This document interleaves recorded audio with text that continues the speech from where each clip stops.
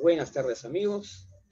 Estamos en la antesala del programa Gerontológicos, que hoy va a estar muy, pero muy importante, con la presencia de la doctora Graciela Zarevsky, una muy destacada profesional argentina, psicogerontóloga y directora de la licenciatura de gerontología de la Universidad Maimónides, una gran impulsora de la gerontología, autora de numerosas obras y que hoy día justamente nos va a poder dar valiosa información acerca de la actualidad que estamos viviendo en el tema gerontológico. Hay mucho camino que recorrer en estos últimos 7 años, desde que la Central Informativa comenzó su trabajo y tuvimos la oportunidad de estar presentes en el Congreso de Universidades con carrera de gerontología que se dio en el año 2014, donde estuvo presente la doctora Graciela Zarevsky con una excelente conferencia. Yo recuerdo que en ese tiempo estábamos todavía, la central estaba pues en sus inicios y recuerdo, bueno, habían términos que en ese momento yo todavía no me había habituado a escuchar envejecientes, a escuchar resiliencia, pues hoy día ya son términos mucho más ya asequibles, ¿no? Pero es así, la gerontología se renueva y seguramente hoy también tendremos mucho que decir acerca de eso. Ahora, respecto al trabajo que venimos haciendo en la central, me siento muy honrado también de que cada vez aumenta el número de profesionales interesados en participar en nuestra red internacional, que está creciendo mucho. Hay mucho entusiasmo por la participación. Ya estamos realizando 2 eventos quincenales con las tertulias gerontológicas. Tenemos obviamente este programa semanal de entrevistas y también estaremos haciendo eventos especiales, eventos extraordinarios, incluyendo también los especiales de gerontológicos que van a comenzar a partir de abril. Vamos a empezar con el tema del envejecimiento hoy, en 3 perspectivas, a cargo de una psicóloga, una doctora, una médico geriatra anti-aging, y bueno, y mi persona que también va a estar presente en este evento sobre el tema del envejecimiento en la actualidad. Quiero invitar a todos que estén presentes hoy a partir de las 6 de la tarde, que ya se inicia en el programa, estén muy atentos. También a los que no pudieron ver programas anteriores, tienen el canal de YouTube de la Central Informativa del Adulto Mayor, donde van a poder encontrar los programas anteriores y también las conferencias, las tertulias, los conversatorios que la Central Informativa ha estado desarrollando ya desde el año 2020. Y sobre todo la satisfacción de que vamos creciendo, vamos siendo reconocidos a nivel nacional e internacional, sobre todo en el aspecto internacional, que es el aspecto que siempre la central desde un principio apostó por ello.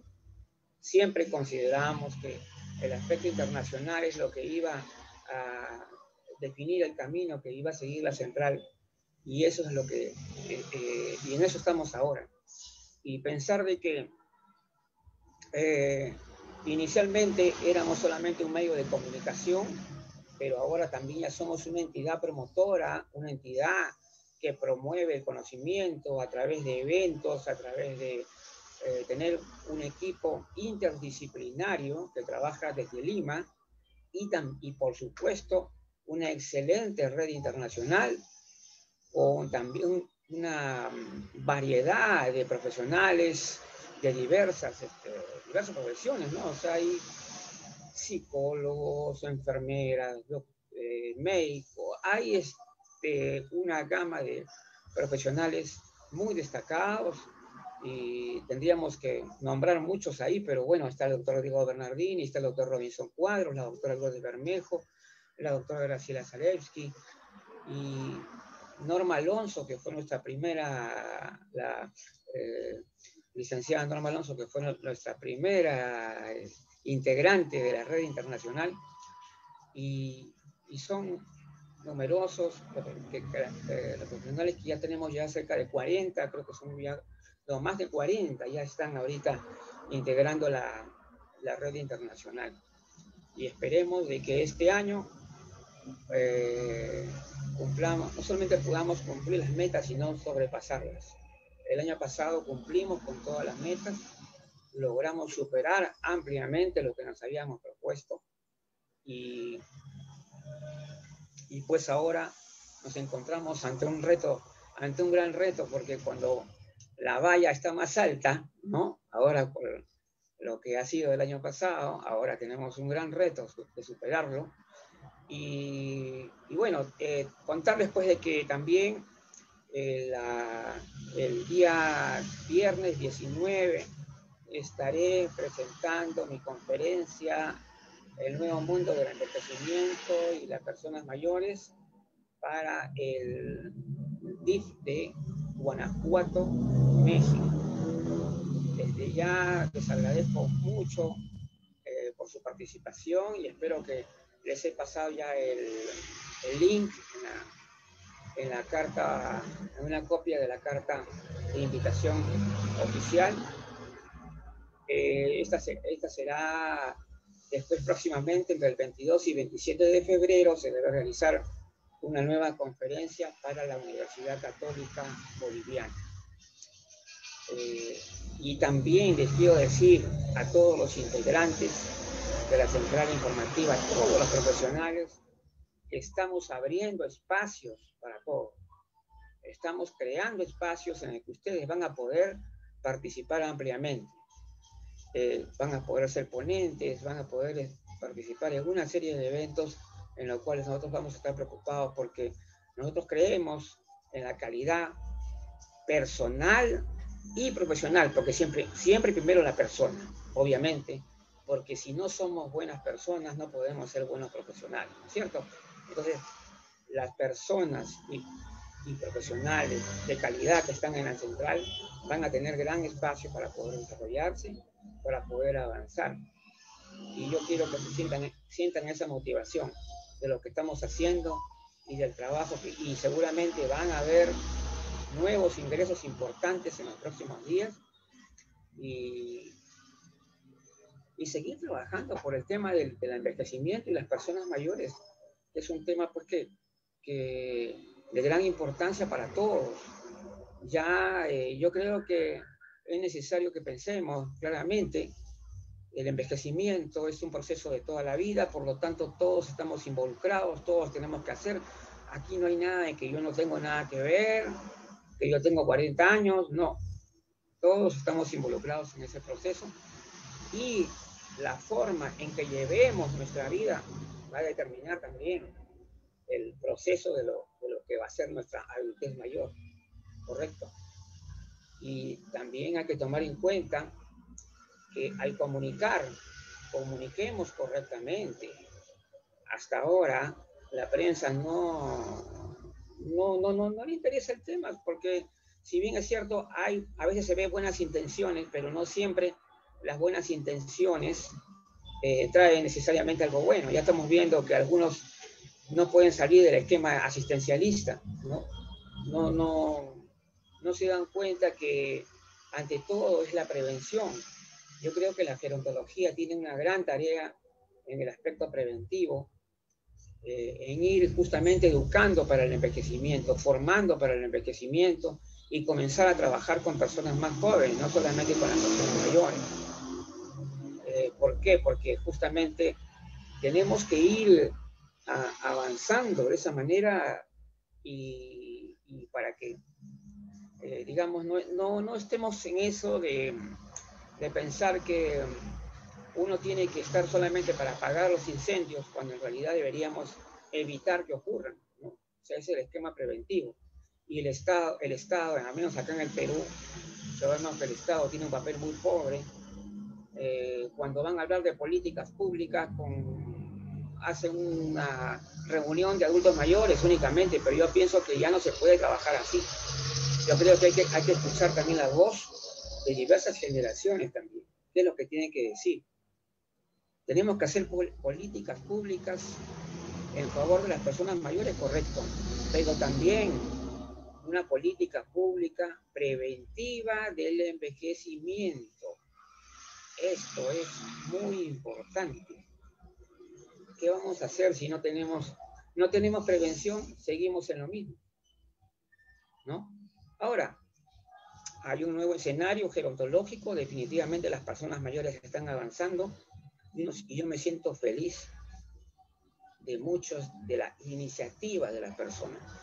Y saber, sobre todo, que si estos espacios nuevos que están conquistando las personas mayores, lo están logrando por sí mismos, por su propia iniciativa. La situación cambia, la situación se transforma, ¿no? Personas mayores que antes no sabían leer y escribir, hoy saben leer y escribir. Personas que todavía no habían completado su carrera profesional, la están completando. Quieren aprender más cosas de las que sabían antes. Inician nuevos caminos de emprendimiento cuando ya tienen más de 65, 70 años. Esto es posible, claro que sí. Solo hay que quererlo. Pero por supuesto, hay que envejecer bien. ¿Okay? Hay que envejecer bien. Entonces, bueno, esperemos que todas estas reflexiones nos lleven pues a pensar y sobre todo a cambiar muchas de las actitudes, ¿no? Bueno, entonces, como yo le digo, el día 19 de febrero estoy en una conferencia en la que justamente hablaré de cómo están evolucionando el grupo adulto mayor, cómo está mostrando una nueva cara, una nueva imagen ante la sociedad y el proceso en marcha, el proceso de cambio, la nueva dinámica que está produciendo todo esto y que tiene un carácter irreversible. Seamos optimistas. Hay problemas todavía. ¿Subsisten lacras del pasado? Sí subsisten. Pero yo creo que si comenzamos a pensar bien, a encaminar bien las cosas y trabajamos de la mano con los actores principales que son del envejecimiento, que son las personas mayores, yo creo que vamos a ir bien. ¿Sí? Solamente, bueno, a esperar. A ver, vamos a ver.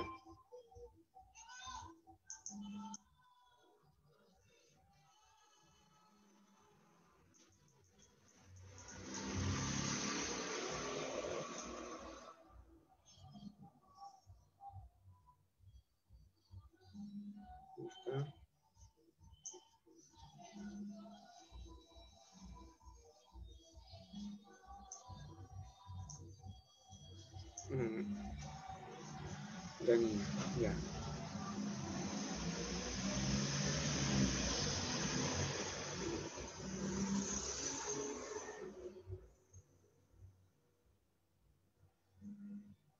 Bueno, aquí estamos en espera. De un momento a otro, está llegando nuestra invitada del día de hoy.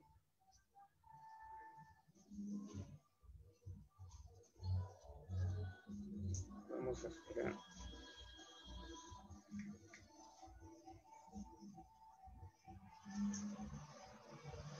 Vamos a la doctora Graciela.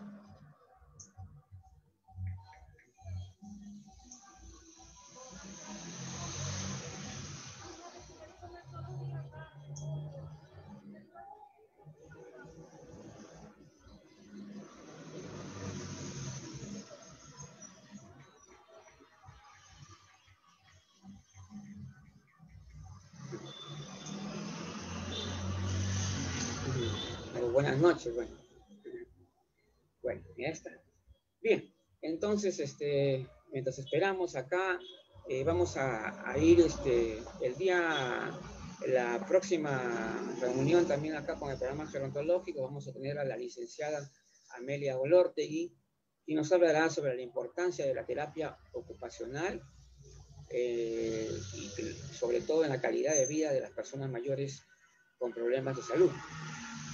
Luego tendremos a la doctora Angélica Valdivia, expresidenta de la Asociación de Diabetes del Perú, que va justamente a hablarnos sobre este tema, que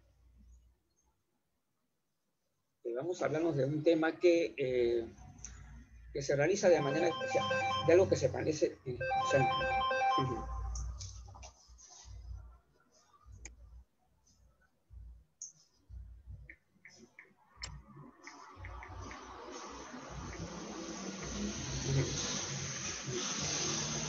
Bien, ahora sí.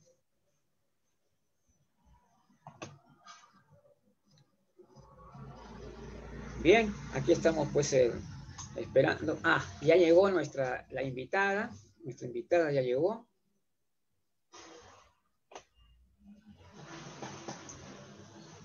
Muy bien. Ya estamos listos para empezar nuestro programa del día de hoy.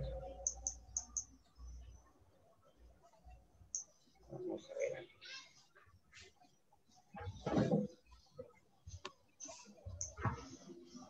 Hola. ¿Cómo está? Hola. Quería buenas noches, doctora Graciela. Buenas noches. Acá estoy. Para usted, buenas noches. ¿Cómo está? ¿Qué tal? Sí, buenas noches. Sí. Mucho gusto, realmente. Miren, bueno, vamos ahora sí a iniciar ya el programa Gerontológicos, nuestro programa semanal que trata todo lo relacionado al ámbito gerontológico en todas sus dimensiones. Bien. Todas sus dimensiones biológica, social, cultural. Y ese es el gran tema que ha impulsado a la Central Informativa del Adulto Mayor ya desde hace más de 7 años. Y bueno, la persona que voy a presentar, realmente es un honor tenerla aquí en el programa, la doctora Graciela Zarevsky, muy destacada profesional, psicogerontóloga, autor de muchas importantes obras sobre el tema, tanto de la psicogerontología como también de la gerontología en general, y también que dirige la licenciatura en gerontología de la Universidad Maimónides de Argentina. Entonces, ella es un referente muy importante de la gerontología en el continente. Realmente así lo consideramos, doctora. Y yo tuve la oportunidad de estar presente durante su visita acá a Lima, ¿no? En el año 2014, justamente cuando la central recién se iniciaba. Y la verdad, en ese tiempo, algunos términos como, por ejemplo, envejeciente, que usted me había nombrado, eran nuevos para mí todavía. Ahora ya, bueno, ya se ha difundido tanto, ¿no? Pero claro, en ese tiempo eran nuevos, ¿no? Y yo recuerdo, y la resiliencia, por ejemplo, ¿no? El término resiliencia. Claro, ¿sí? Ahora ya están utilizados.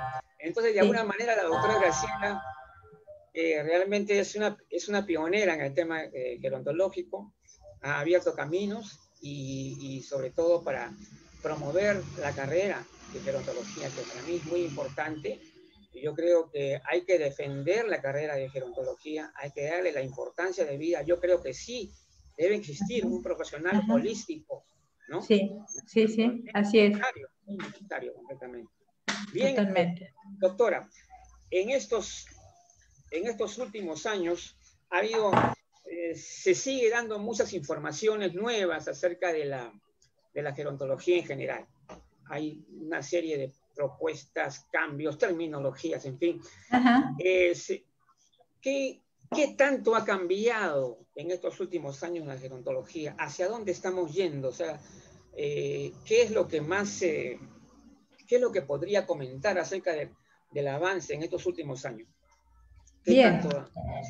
Sí, considero que sí, que la gerontología es dinámica, siempre está cambiando por suerte, digamos, no está estancada. Claro.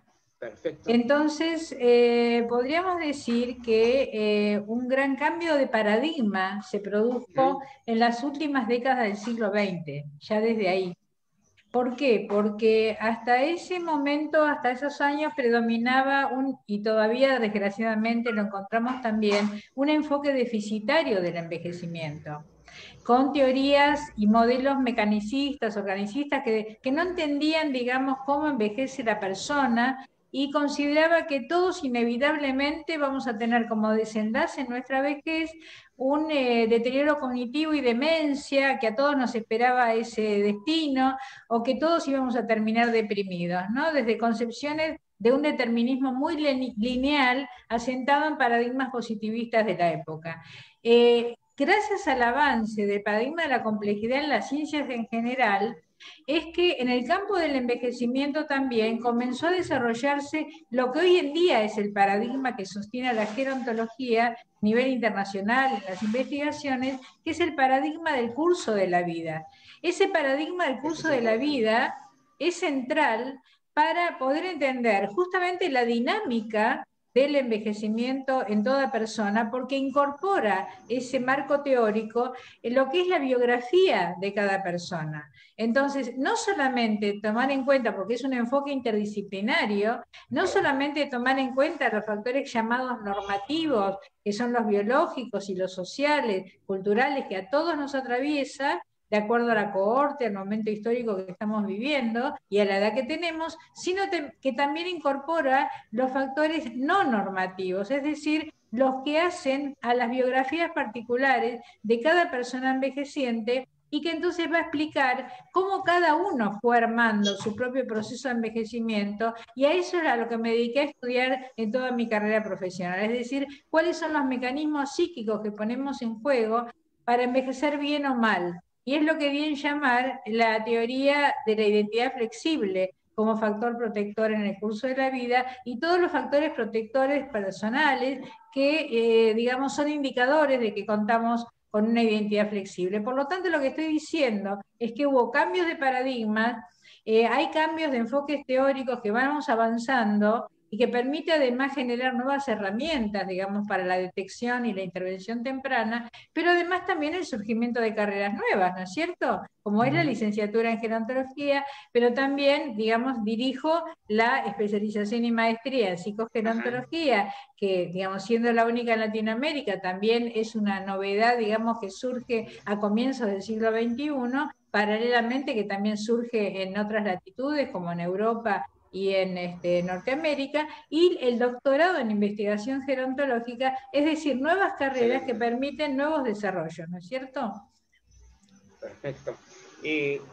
Entonces, podríamos decir en todo caso que hoy día se habla mucho, por ejemplo, de la heterogeneidad del envejecimiento, ¿no es cierto? Claro. Y esto, a mí me encanta eso, porque justamente eso es lo que uno quería ver, porque casi siempre el problema eran los estereotipos, siempre que se generalizaba, ¿no? O sea, ese exceso. Ahora justamente veo que ya hay un avance por ahí muy importante, en que ya, y justamente lo que nos acaba de referir tiene que ver con eso, justamente, ¿no? Claro. O sea, cómo hay un envejecimiento propio, individual. Exactamente. O sea, es más, no podemos determinar cuándo empieza, para mí, bueno, la adultez mayor, permítanme que me lo diga con ese término, pero bueno, no exactamente. No se puede determinar. ¿Por qué? Porque no, exactamente.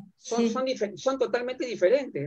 Exactamente. Entonces, eso, por eso hablamos de las vejeces, eso hace que tengamos que escuchar a cada persona en su particularidad, digamos, no, como tú decías, no poder generalizar ni bajar programas verticales, de imponerle a todas las personas lo que tienen que hacer en su tiempo libre, sino que tenemos que escucharlos, preguntarles qué es lo que quiere hacer cada uno, por ejemplo, con su tiempo libre, con su vida, el sentido que le quiere dar a su vida, cómo lo va renovando a partir de los cambios que va trayendo el envejecimiento. Y cuando tú preguntabas acerca de los cambios en la gerontología, hay que tener en cuenta hoy en día también la propuesta de la OMS del envejecimiento, el diseño del envejecimiento saludable, que comienza este año y es hasta el 2030, y que pone el eje en las vejeces y en estos parámetros teóricos que te estaba planteando.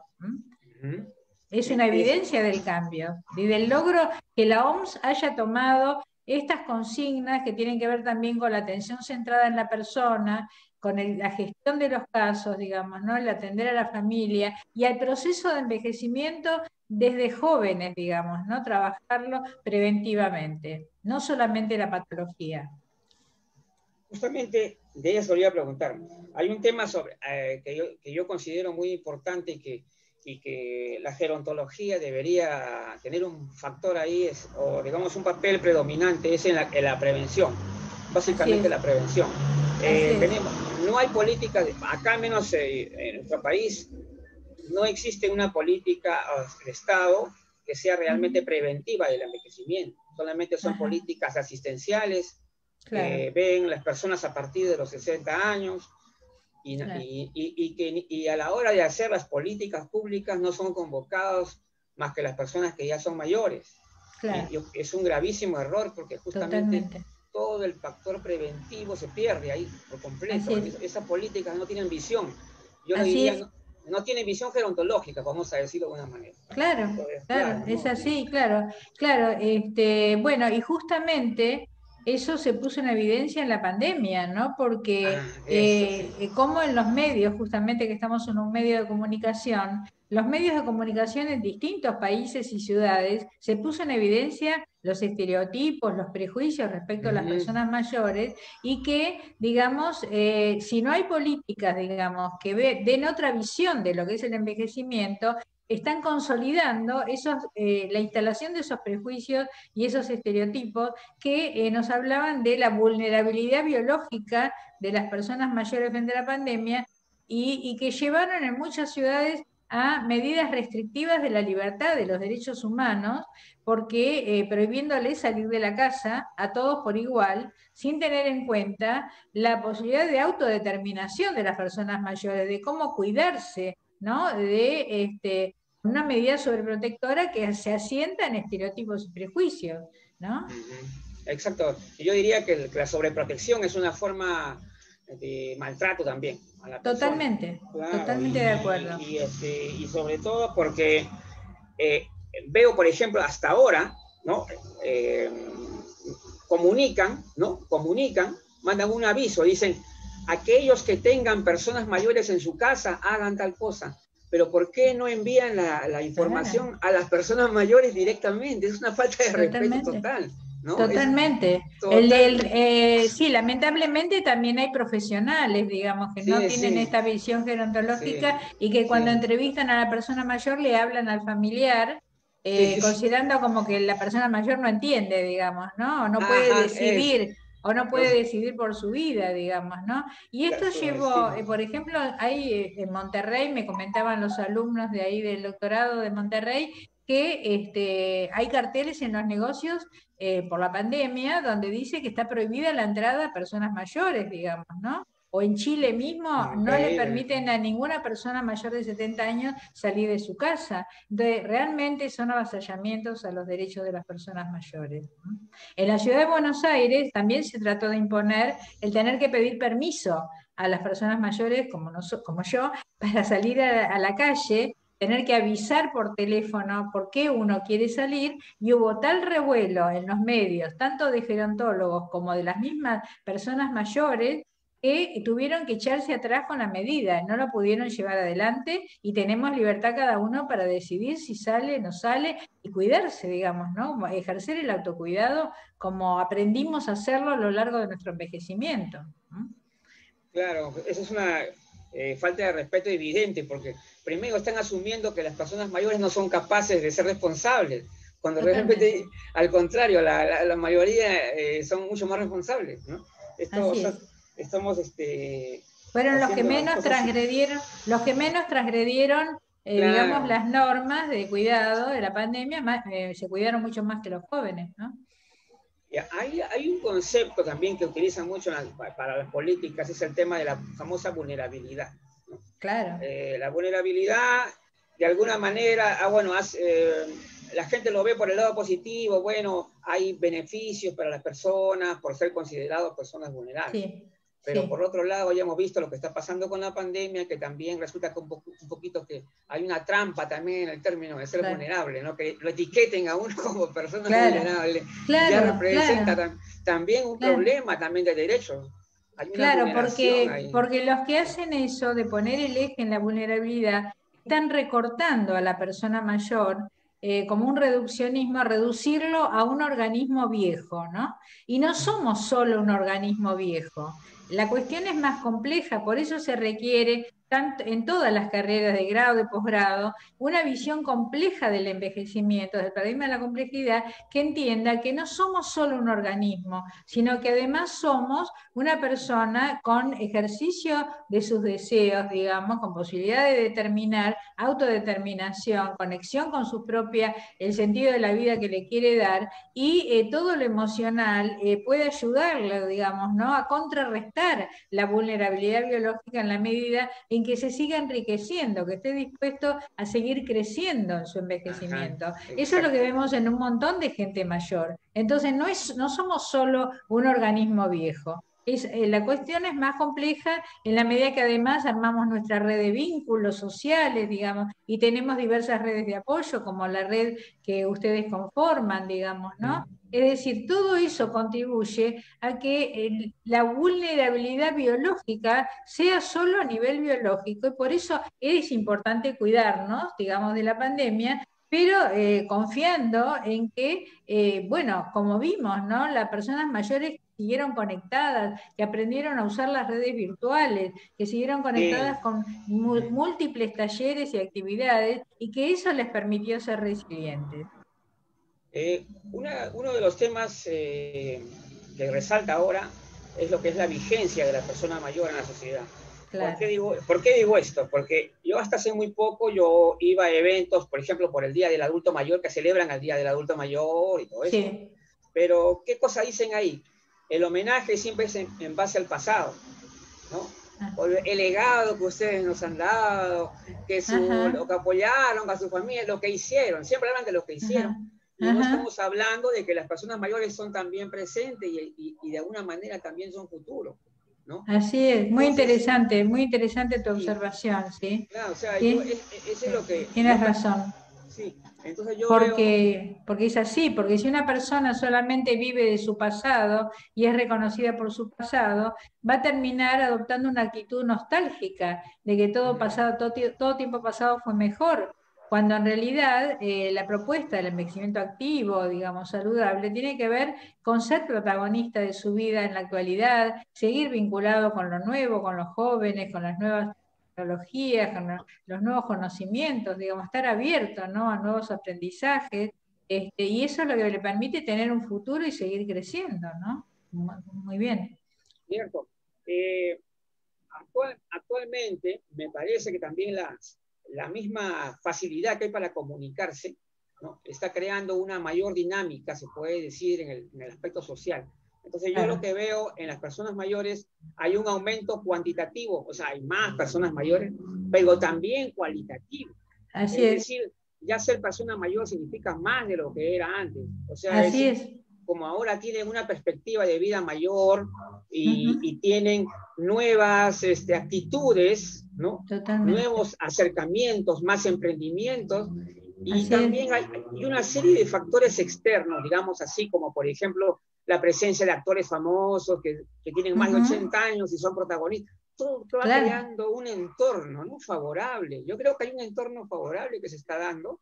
sí, sí, totalmente. Y Sí, te eso, sí. puedo comentar respecto a eso, sí, como dices, es lo que llamaríamos nuevos viejos, ¿no? Viejos nuevos, pero también una nueva longevidad, una nueva Sí, manera de llevar adelante la longevidad, pero eso es muy importante porque eso también es uno de los cambios, ¿no? Que me preguntabas al principio, que sí, cada vez es más notable la presencia de personas mayores activas en uso de sus facultades, participativos, digamos, ¿no? Y esto es muy importante para los jóvenes porque les permite, como un espejo anticipado, anticipar para sí mismos una buena manera de llegar a la vejez, digamos, ¿no? Y eso va a ser muy importante para los jóvenes, para su envejecimiento, ¿no? El modelo que le estamos dando. ¿Mm?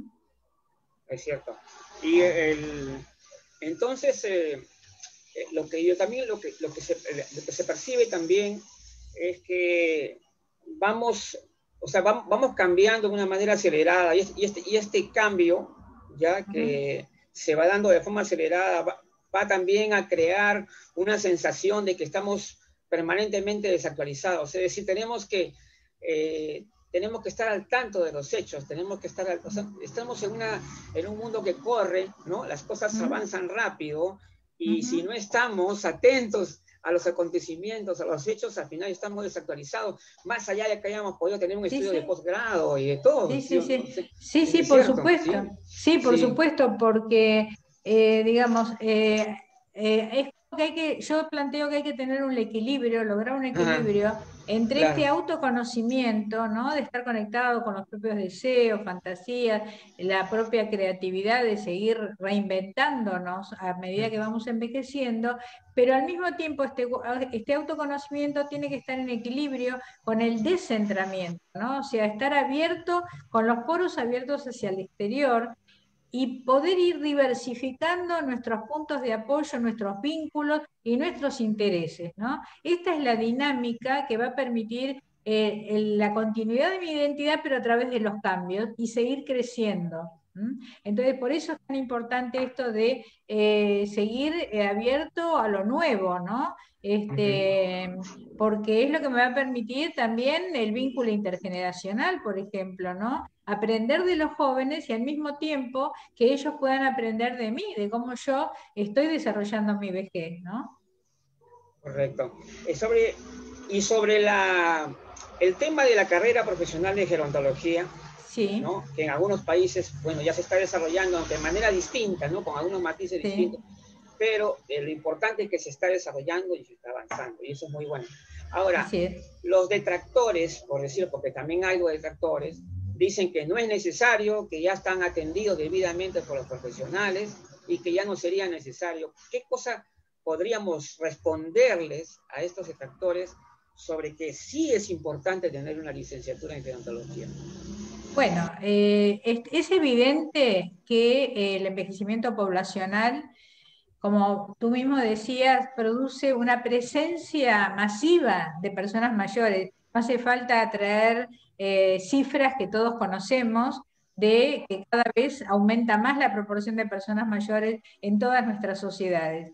Entonces, los profesionales que tenemos, en primer lugar, no alcanzan para atender todos los requerimientos, pero además también tener que esperar a que un profesional haga su carrera de grado y luego de posgrado, digamos, especializado en un tema gerontológico, lleva muchos años de preparación, pero además ese profesional con una especialidad, por ejemplo, el psicólogo, podemos decir el psicogerontólogo, siempre tiene la mirada puesta en este caso en la salud mental, pero todo lo demás, lo integral, digamos, no es experto en todo lo que implica el envejecimiento. Entonces, todo eso dio lugar a la creación de las carreras de grado o licenciaturas en gerontología, que en Latinoamérica, sobre todo en México, hay más como 27 carreras en todo México y en varios países de Latinoamérica, como en Argentina, que, digamos, forma un profesional que no va a atender como el médico,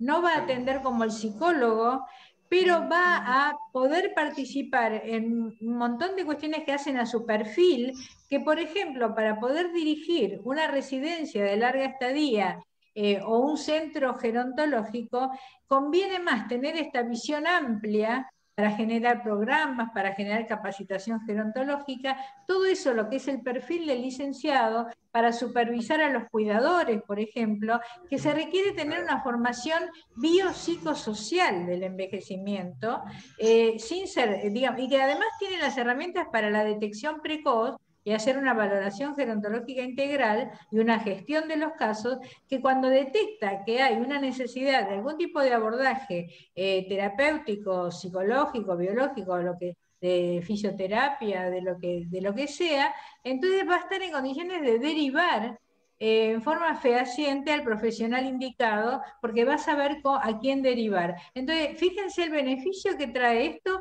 a los demás profesionales, que haya un licenciado en gerontología que está en condiciones de hacer detección precoz y derivación oportuna. Y de esa manera pueden tener muchos más casos para atender que si no hubiera este profesional, digamos, que hace esta detección temprana, ¿no? Claro, Y de alguna les manera. adelanto, perdón, les adelanto Sí. que estamos organizando cada 2 años nuestros congresos Qué bien. de programas de gerontología, como el que estuvimos juntos en el 2014, que fue el tercero de los que habíamos realizado, el primero en Buenos Aires, el segundo en México, el tercero en Lima. Luego se hizo en Colombia, en Brasil, y ahora el próximo, para invitar a todos los que estén interesados, porque va a ser virtual, Ah, qué va a bien. ser en México, en Guadalajara. Ajá. Se va a celebrar del 30 de septiembre al 2 de octubre nuestro próximo Congreso de Carreras de Grado. Así que ahí vamos a tener muchísima participación por ser virtual, y todos los que tengan interés en esta temática van a poder participar. Hay una parte que sería interesante cuando tenemos una visión, por ejemplo, los gerontólogos en general tienen la visión de que el envejecimiento es un proceso de toda la vida. Más allá de Sí, que algunos profesionales del área biológica consideran que a partir de los 30, bueno, sí, pero lo importante es que esa es la visión de la gerontología, ¿correcto? sí, Ahora, sí, sí. el tema es cómo podemos lograr que la gerontología pueda intervenir en la parte preventiva en edades de repente mucho más tempranas, justamente para ¿Ah? procurar que de alguna manera educar en envejecimiento, porque Claro. entender de que por la vida que hagamos de jóvenes vamos Mm. a tener una buena o mala vejez también, ¿no? O sea, Claro, bueno, en la formación de los licenciados en gerontología se pone mucho énfasis, por supuesto, en la promoción de la salud y la prevención, muchísimo énfasis, y entonces todo lo que sean, por ejemplo, actividades intergeneracionales es una ocasión especial para, digamos, esto de formar a los jóvenes desde niños en una visión positiva del envejecimiento. Todo lo que es el trabajo, por ejemplo, que hay muchas investigaciones y se trabaja mucho en el trabajo con los educadores, o sea, con los maestros de escuelas básicas y de escuela media, digamos, ¿no? En cuanto a promover que se discuta, que se hable, que se formen, digamos, actividades conjuntas de nietos y abuelos, por ejemplo. Todo eso que se va creando desde el jardín de infantes va formando a los niños, digamos, desde jóvenes, a los jóvenes mismos, ¿no? Y después también es muy importante algo que todavía no tiene mucho desarrollo, que es el trabajo con la mediana edad, ¿no? Es una claro. edad clave. La mediana edad, más que edad, es una etapa de la vida, un momento de la vida, digamos, después de los 40 y hasta los 60 y pico hoy en día, en el cual hay muchas temáticas que trabajar para un buen envejecimiento. Por ejemplo, los programas prejubilatorios, los programas que tienen que ver con el climaterio, es decir, son momentos, son temáticas que a las personas más jóvenes de mediana edad les despierta el interés, o cuando crecen los hijos y empieza cierta conflictiva. Todas esas son momentos y temáticas muy interesantes para poder intervenir cuando la persona es joven, para que se prepare adecuadamente para su envejecimiento. Una de las cosas que también nos estamos dando cuenta, a medida que pasa el tiempo, surgen nuevas investigaciones, por ejemplo, acerca del proceso de envejecimiento biológico y en todos los aspectos. De alguna manera, estas investigaciones redundan en una imagen favorable, o sea, optimista de alguna manera. Entonces, se genera también esa expectativa que tiene que ver también justamente con la idea de que el envejecimiento en sí ya no es una caída, ya no es visto Ajá. como una caída, sino que hay crecimiento dentro del proceso, ¿no? Sí, O sea, sí, bueno, justamente eso de la vejez como caída lo trabajé mucho en relación a las caídas y a vivir la vejez como una caída, y en mis libros, ¿no? Donde uno de ellos se llama La vejez es una caída, para sí. discutirlo, ¿no? Para discutirlo de que no lo es. De paso les digo, cuando quieran después les paso al blog para que puedan bajar varios de los libros en forma Excelente. gratuita.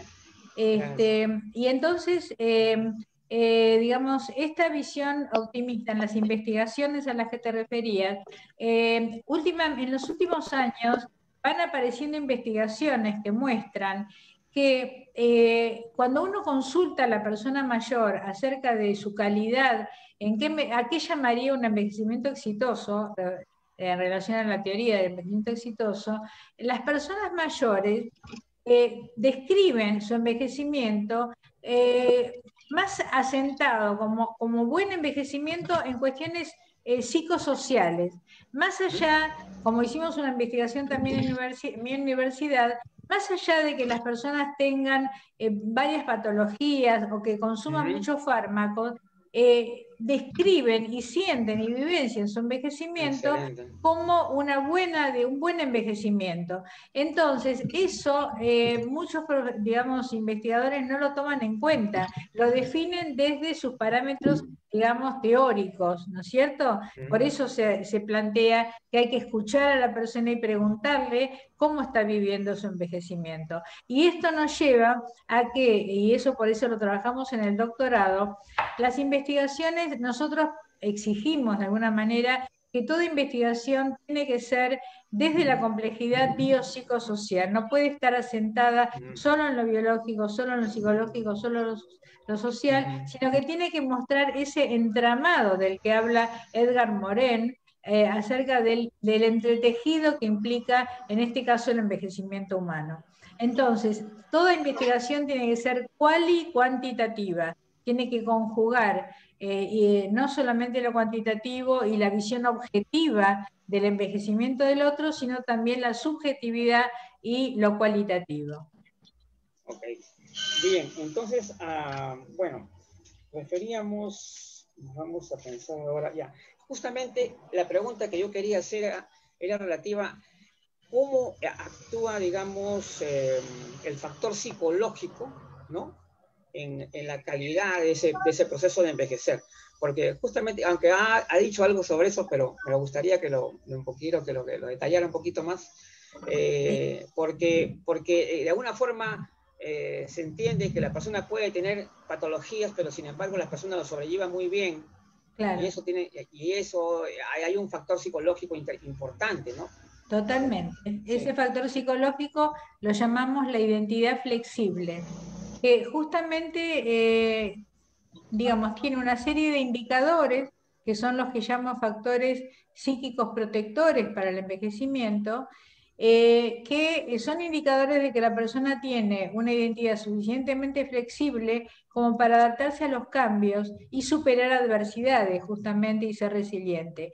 ¿Por qué? Porque no queda la persona adherida a lo que su organismo le dice. Es una persona que está abierta al intercambio, está abierta a seguir aprendiendo, es una persona que tiene nuevos proyectos, va creándose cierta riqueza psíquica y de creatividad que le permite ser participativo en actividades recreativas, de tiempo libre. Todo eso lo va enriqueciendo y esto indica que es una persona flexible y que se puede transformar, como lo vimos en la pandemia, en nuestras investigaciones. Es una persona que ejerce el autocuidado, si bien tiene cierto grado de vulnerabilidad biológica, pero tiene en cuenta las recomendaciones del profesional, la toma de medicación, si tiene que usar un bastón lo usa, si tiene que usar un audífono lo usa. Es decir, en todas las dimensiones de su vida biopsicosocial puede hacer estos cambios, estas transformaciones que van a hablar de la resiliencia. Entonces, además de eso, si es una persona que está abierta a nuevos vínculos, no está, lo que llamo, no estar apoyado toda la vida en un único bastón que le da el sentido único a su vida. Por ejemplo, el ser madre, el ser el jefe de una empresa, el rol laboral que ejerzo, no es mi identidad única, sino que puedo ir transformándome, porque cuando pierdo uno, entonces puedo estar abierto a nuevos intereses y a nuevos vínculos. Esto que llamo diversificación de vínculos e intereses, todo esto me va a hablar de una identidad flexible que me va a permitir ir adaptándome gradualmente a las marcas biológicas y sociales del envejecimiento, y adaptándome a las limitaciones, a los enlentecimientos inevitables, y también anticiparme a que existe un límite, el gran límite que es la muerte, y entonces saber que la muerte nos acompaña siempre como posibilidad, pero me propongo conectarme con mis deseos y el sentido que le quiero dar a mi vida para que la muerte me sorprenda vivo. Ahora, hay un tema también relacionado con las personas que se encargan o que ven los centros de adultos mayores, ¿no? O sea, tanto los que son independientes, los que son autovalentes, y en muchos casos se da mucha improvisación. Ajá, claro. Que no tienen ni siquiera la capacitación, porque ni Claro. siquiera pueden, digan, bueno, no será gerontólogo de profesión, pero esta es una persona capacitada, una persona que ha aprendido, ha tenido cursos, no sé. Pero, Totalmente. pero es notable ver los tremendos errores que se cometen en ese sentido. Sí. Y sobre todo, cosas que la gente podrá decir que no son tan importantes, pero por ejemplo, tomando en cuenta que cuando estamos hablando de personas mayores, estamos hablando de un grupo súper heterogéneo, porque son Así es. varias generaciones los que pasan por ahí, pero ellos tienen su idea fija de Así dirigirse a todos y las recomendaciones son para todos y todos son iguales. Así bueno, es. seremos iguales ante la ley, seremos iguales claro. porque todos somos seres humanos, todos valemos claro. igual. Pero claro. la diferencia es lo que enriquece nuestra vida, justamente. Así es muy certero lo que estás planteando, y desgraciadamente no solamente hay personas que no están capacitadas, y eso lamentablemente va a redundar en un empobrecimiento de esas actividades y de esos programas, sino que además las políticas se bajan verticalmente, digamos, porque también el problema es que los políticos que se ocupan muchas veces de las temáticas de hacerse cargo del envejecimiento no están capacitados. Entonces se elaboran programas desde la oficina, desde el escritorio, y se trata de imponer a toda la persona mayor, no se le da otras alternativas. Por eso siempre planteo que no hay que bajar estos programas verticalmente, y para eso, como dices, hay que tener profesionales capacitados que puedan hacer que estas actividades y programas y centros de actividades sean una oportunidad para el crecimiento de las personas que están ahí, que no sean simplemente para pasar el tiempo, para estar entretenidos, sino que sean realmente la oportunidad para desarrollar estos factores protectores para el envejecimiento, es decir, flexibilizar a las personas, darles la oportunidad de expresarse de lo que desean, de conectarse con sus deseos, y promover todo lo que para ellos es lo que les puede dar sentido en su vida. Entonces, por eso es tan importante que realmente al frente de estos programas y actividades contemos con personal capacitado, que pueda entender esto y que sepa lo importante que es esa herramienta que tienen en sus manos. Claro. Ahora, ahí el tema del empoderamiento. El tema, ahorita yo percibo que el hecho mismo de que las personas mayores ha aumentado la asociatividad, me parece sí. Que hay una mayor participación en diversos ámbitos, sí. Y por lo tanto su presencia se comienza a notar mucho más en los medios que lo que era antes. La invisibilidad está retrocediendo, ¿no? Por más que digan que no, pero sí, es una tendencia ya muy marcada. Sí. Todo esto también de alguna manera está transformando la propia imagen del envejecimiento, cuando tanto las personas mayores son vistos como la cúspide, ¿no? El desarrollo del envejecimiento humano. El envejecimiento también cambia, ¿no? O sea, es otra imagen que se está creando. Totalmente. Sí, totalmente. Sí, porque fíjate que cuando yo escribí el librito La vejez es una caída, es porque en esa época, digamos, a fines del siglo XX, predominaba, como te decía al principio, esta visión deficitaria, ¿no? Como que todo lo que me espera después de la mediana edad es un camino de bajada, ¿no? O sea, entonces, esa pura pérdida. E incluso las teorías sustentaban esto, ¿no? Así como a nivel popular, ¿no? Y esto de que los viejos son como los chicos y demás, ¿no es cierto? Entonces, en esa época Cuando yo en el cuestionario Mi Envejecer, que utilizo, digamos, que desarrollé y que es una herramienta cualitativa para hacer reflexionar a los estudiantes y a las personas sobre su propio envejecimiento, les hago dibujar una línea de la vida, cómo sería la línea de su vida desde el nacimiento hasta su muerte, y era muy común a fines del siglo XX encontrar que la mayoría de la gente, la línea que dibujaba tenía la forma, pues yo le preguntaba qué forma le darían a esa línea, y la forma que tenían era de una montaña o de una meseta, y tenían que ubicar a la vejez y la ubicaban siempre en la línea de bajada, de la montaña o de la meseta de la vida, ¿no? Sí. Eso se pudo comprobar en los últimos años y hay publicaciones que hablan de esto, lo encontré incluso en la revista de economía, The Economist, que se ocuparon de investigar y establecieron, digamos, lo que llaman la línea en U de la vida. Es decir, cambió totalmente la forma de concebir el envejecimiento, el proceso de envejecimiento. En lugar de ser una montaña, tiene una línea al revés, como una U, donde en la infancia, digamos, se considera, digamos, ese mito de que el paraíso de la infancia, de que todo está bien, pero que después se comprobó, según las investigaciones, que el momento más problemático de la vida, y más conflictivo, y más difícil, es la mediana edad, o sea que va bajando, digamos, a medida que vamos creciendo, y la mediana edad es el momento de más preocupación respecto al crecimiento, a la crianza de los hijos, establecer el hogar, una familia, una profesión, digamos, un hogar, todo lo que implica, pero que después va creciendo nuevamente la línea en U a partir de esa bajada de la mediana edad, y la edad más avanzada, los años más avanzados, son un momento donde se puede lograr la plenitud nuevamente. ¿Entienden? O sea, como una línea en U. Eso hay investigaciones que lo muestran y que muestran Interesante, muy justamente bueno. este cambio en la percepción que tenemos desde jóvenes en cómo, qué implica el envejecimiento. Una perspectiva mucho más optimista, por supuesto, ¿no? Claro, ahora que, por ejemplo, como se dice en la época de la pandemia, están como rebrotando, ¿no? Ah, Viejos sí. prejuicios, Ah, ¿no? claro, claro, claro, Es claro, terrible cómo están. claro, Y claro. entonces, hablemos un poquito de lo que se llama la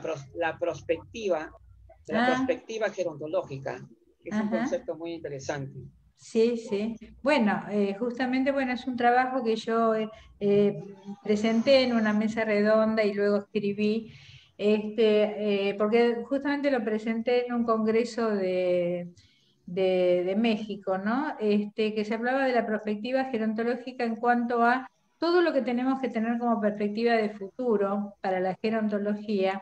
Y, digamos, ahí lo que planteaba era, según lo que dice la perspectiva, que tenemos que mirar el futuro y prepararnos para el futuro proactivamente, es decir, ir generando desde nosotros los gerontólogos las condiciones para esto que estamos haciendo ahora, ¿no es cierto? Es decir, crear conciencia, difundir, digamos, lo que es un buen envejecimiento, digamos, presionar de alguna manera a las autoridades, a las políticas, para que se adecúen todo lo que es la Convención Interamericana de los Derechos de las Personas Mayores, hay que firmarlo en todos los países de Latinoamérica.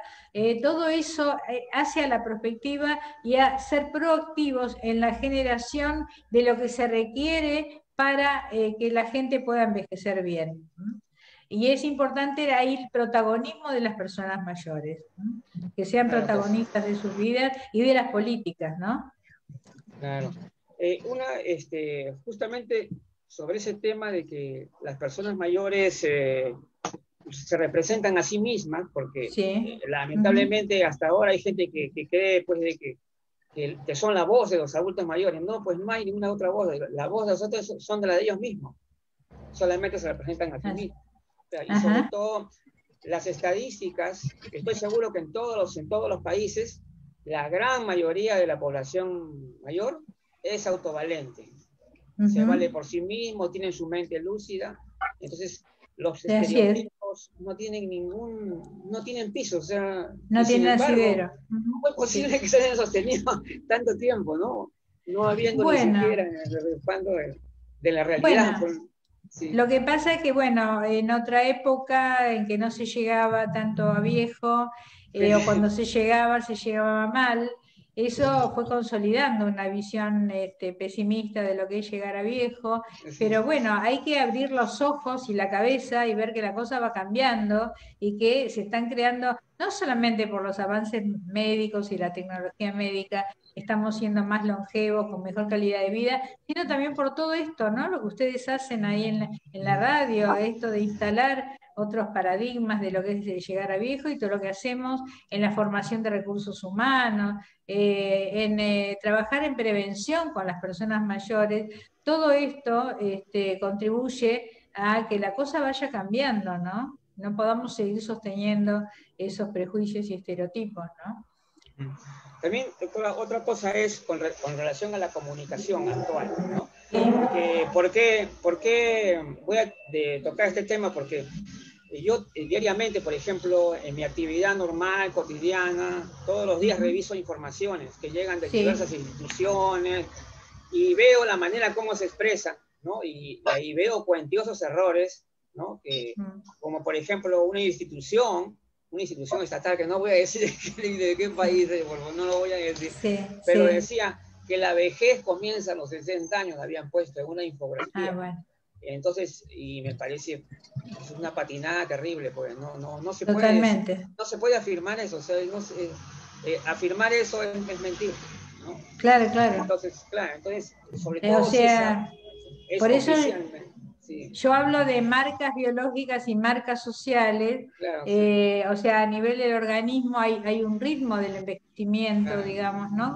Por supuesto no va a ser lo mismo un organismo claro, a los 60 que a los 80 o a los 100 años, digamos, claro, ¿no? Hay determinadas marcas biológicas y también hay marcas sociales como la jubilación, cuando está instituida, digamos, en forma fija a determinada edad, pero esas son marcas biológicas y sociales, que es distinto a cómo claro. lo va viviendo una persona que va adecuándose cuando está en un buen proceso, va adecuándose gradualmente, y no se puede decir desde lo psicogerontológico cuándo empieza la vejez de una persona. Como sabemos todos, podemos hablar de jóvenes viejos y de viejos jóvenes, ¿no es cierto?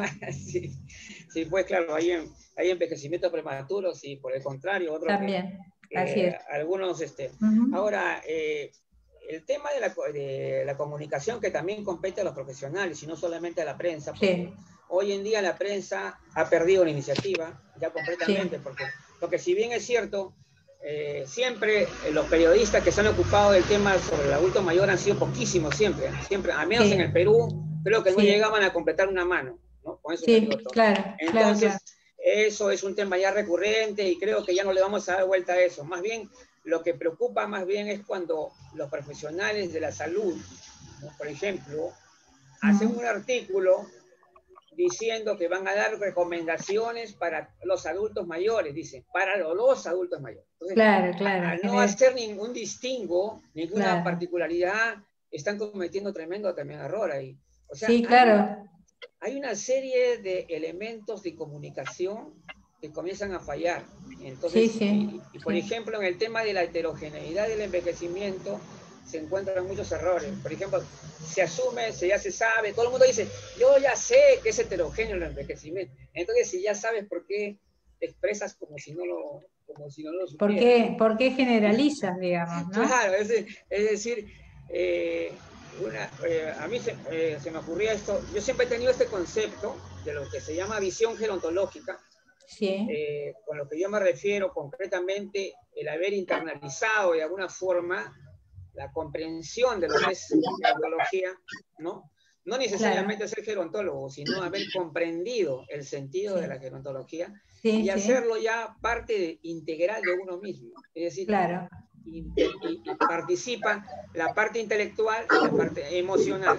Así es. Y eso hace que la persona, por ejemplo, se sienta más comprometida y no cometa ese tipo de dislates que se salen por ahí, que se me escapó la palabra, que, no, Ujú.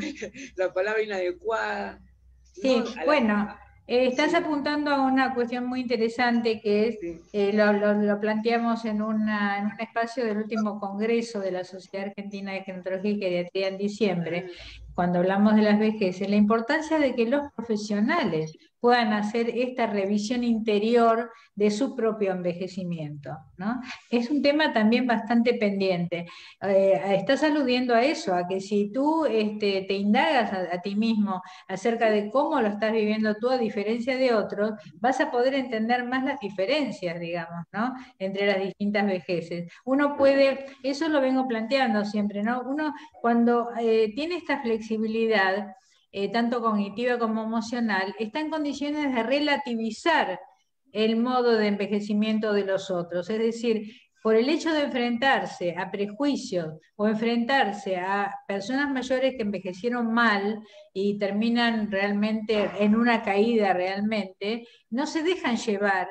No les queda instalada esta idea negativa de que a él inevitablemente le va a pasar lo mismo, sino que está en condiciones de relativizar y darse cuenta que esa persona terminó mal, un mal desenlace en su vejez, porque tiene que ver con toda una vida mal vivida, digamos, ¿no?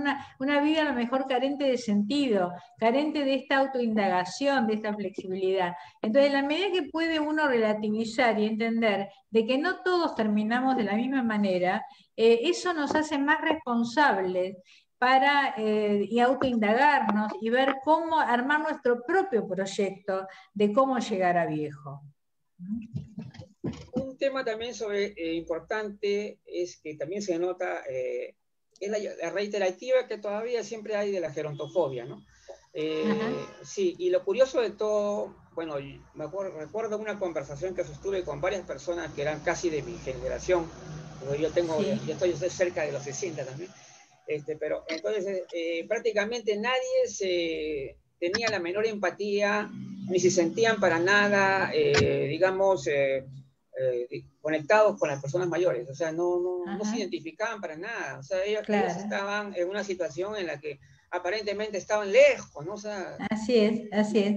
Bueno, rehuían, o sea, sí, rehuían la idea, como que exactamente. le temían asumir o pensar en eso, algo así. Has usado la palabra clave, rehuir. Sí, sí, Yo sí. siempre cito la frase me inspiró mucho un filósofo argentino, Santiago Kovadlov, cuando él dice que en el envejecimiento del otro, digamos, uno siente la amenaza del propio envejecimiento, ¿no? Como que uno ve este espejo anticipado y dice que Sí. frente a eso, que se le viene encima como evidencia de que uno también va a envejecer, hay dos posiciones posibles, dice él, ¿no?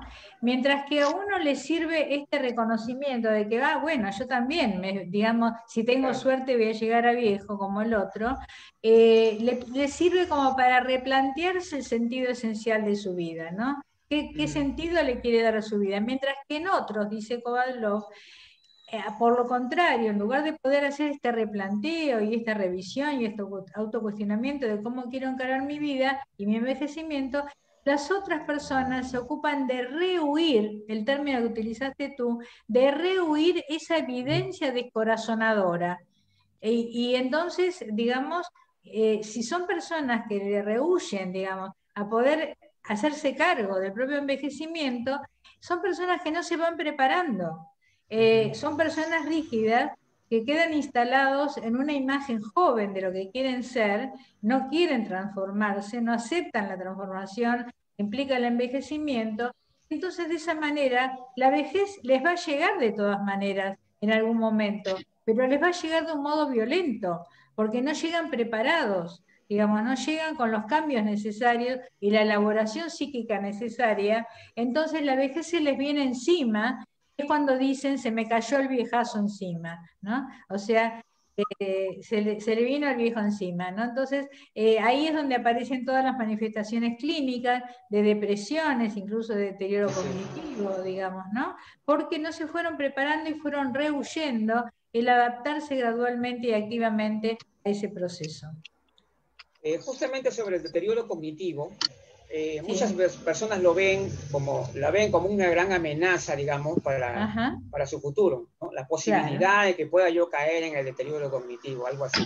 así es. Entonces, de alguna manera, el deterioro cognitivo se da o no se da por diversos factores, ¿no es cierto? Acá me parece que hay una serie de factores que pueden ser biológicos o psicológicos. Así es. Sí. ¿Hacia dónde va más para eso, el deterioro cognitivo? Bueno, ¿Dónde justamente, lo ubicaríamos más?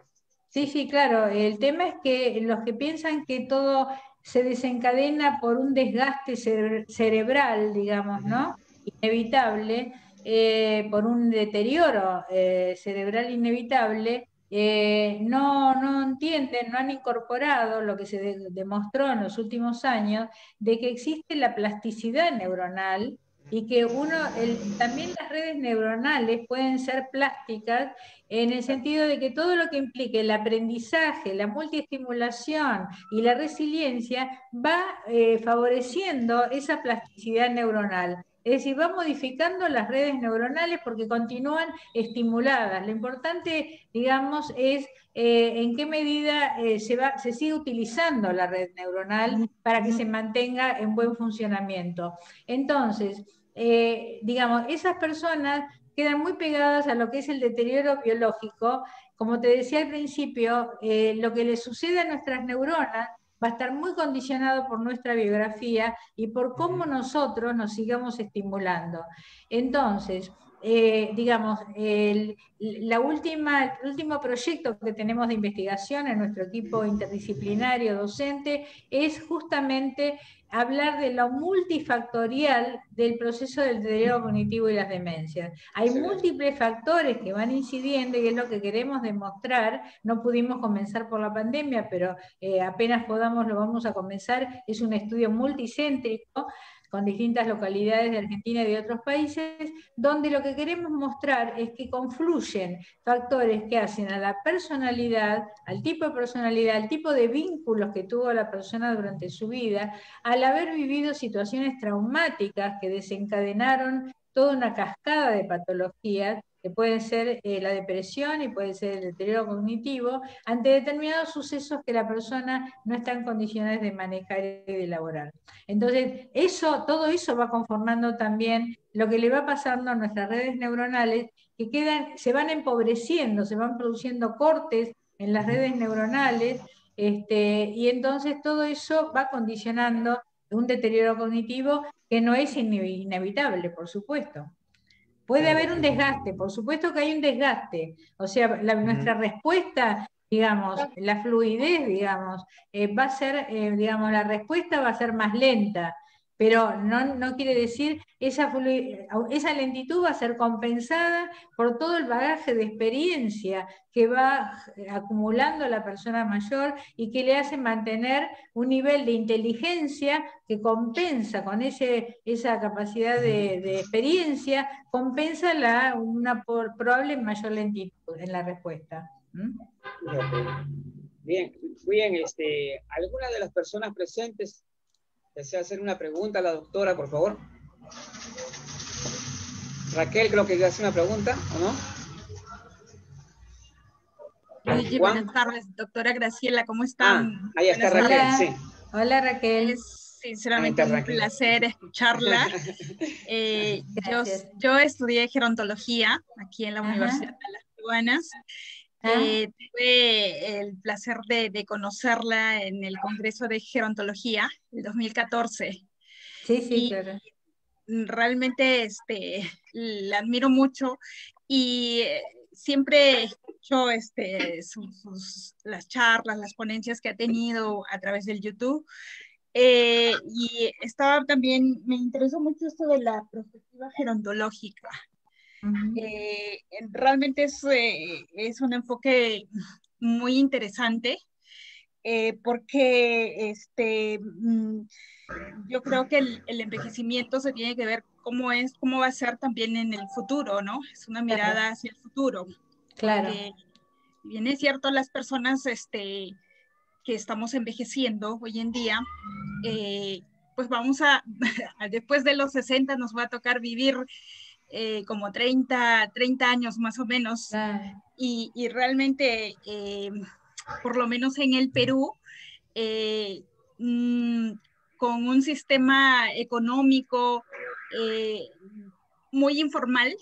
Aquí en el Perú, más o menos el 75% es informal, la economía es informal. Entonces, claro. el sistema de pensiones y el sistema de salud, si ahora es realmente complicado, más adelante eso va a ser peor, Así es. porque así lo indican, ¿no? Así, sí, sí. Las estadísticas. Así es, sí.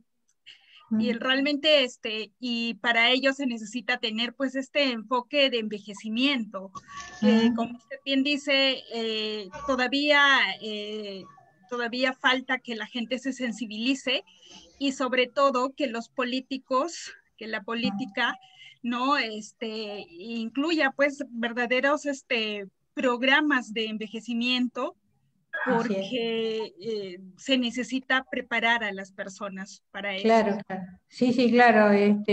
Para poder seguir siendo productivos, digamos, después del trabajo de otras maneras, que no se puede con el mismo trabajo que se tenía antes, digamos, ¿no? Pero además sí, hay mucho para hacer a nivel de las políticas.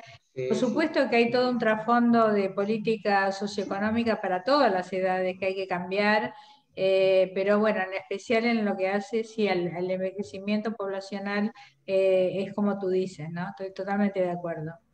Sí, es un tema muy Así es. importante. Es un tema muy importante. Y ahora Así sí, es. también me gustaría preguntarle algo personal. Yo tengo la intención de hacer una maestría en psicogerontología. Ajá.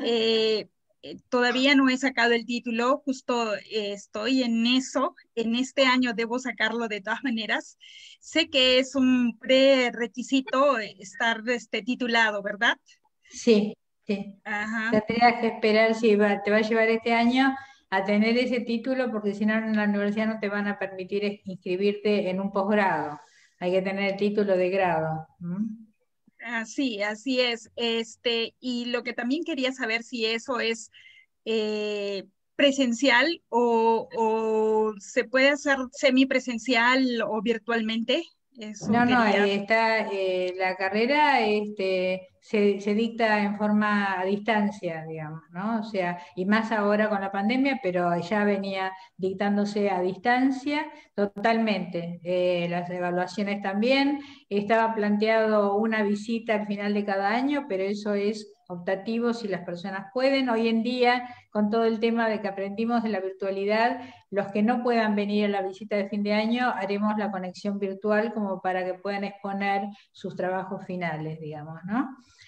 Así que lo único sí para obtener probablemente, bueno, este año lo hicimos virtual también, la exposición de la tesis final, ¿no? Al final de toda la trayectoria, si es posible, es más conveniente siempre cuando sea posible la presencialidad, hacerlo. Es un momento muy importante, ¿no? Exponer una tesis, pero bueno, eso después se verá. Fabuloso, Bueno, doctora. Entonces, soy su potencial futura alumna. excelente, excelente, Raquel. Bien, A ver, gracias. Luigi, Bueno, la lo última había pregunta, porque ya estamos por terminar el programa, la última pregunta para Juan Paña. Adelante. a ver, ¿cómo está, doctora Graciela? Un gusto de Hola, conocerla. bueno, Muy bien. igualmente. Yo quería solamente una cosita muy corta. Sí, sí. ¿Cómo percibe usted en los argentinos? ¿Saben envejecer? Qué buena pregunta. No, bueno, no podemos generalizar, como decía Luigi, ¿no? O sea, pero hay mucho trabajo gerontológico, acá en la ciudad de Buenos Aires, por lo menos, ¿eh? Hay mucho trabajo, hay muchos gerontólogos, se está trabajando bastante respecto a esto y vemos mucha participación bueno, está sonando mi reloj de péndulo, ¿eh? Disculpe. Que marca la hora. Acá son las 9, son 9 campanadas. Acá en la ciudad de Buenos Aires hay mucha actividad, digamos, muchos talleres, mucha actividad en las universidades, muchos centros de jubilados, digamos, en la pandemia, por ejemplo, nuestros alumnos hicieron sus prácticas en forma virtual, con mucha participación de las personas mayores, hay buenos programas en la ciudad preventivos, así que bueno, en la ciudad de Buenos Aires sí, no en todo el país, digamos, ¿no? Pero bueno, es un trabajo que hay que seguir haciendo, ¿no? En fin, bueno, solo queda agradecerle profundamente a la doctora Graciela Zarevsky por esta excelente presentación, la valiosa información que nos ha dado el día de hoy. Y bueno, y de esa manera, bueno, desear que todo nuestro proceso de envejecimiento en nuestros países siga para adelante, a pesar de la falta de políticas públicas, a pesar de todo, las personas mayores están saliendo adelante y están creciendo, no solamente en número, sino, como ya he dicho, cualitativamente están creciendo, es decir, están más fuertes que nunca. Y eso es muy importante también para el futuro del envejecimiento. Así es, fue un gusto para mí, fue un gusto, Luigi, y estar con todos ustedes. Realmente les deseo mucha suerte, mucha fuerza para seguir en nuestra tarea. Hasta pronto. Muchas gracias, doctora. Hasta pronto. Bueno, muchas gracias. Gracias, doctora. Para todos, hasta el próximo programa. Gracias. Adiós. Muy bien. Gracias. Muchas gracias.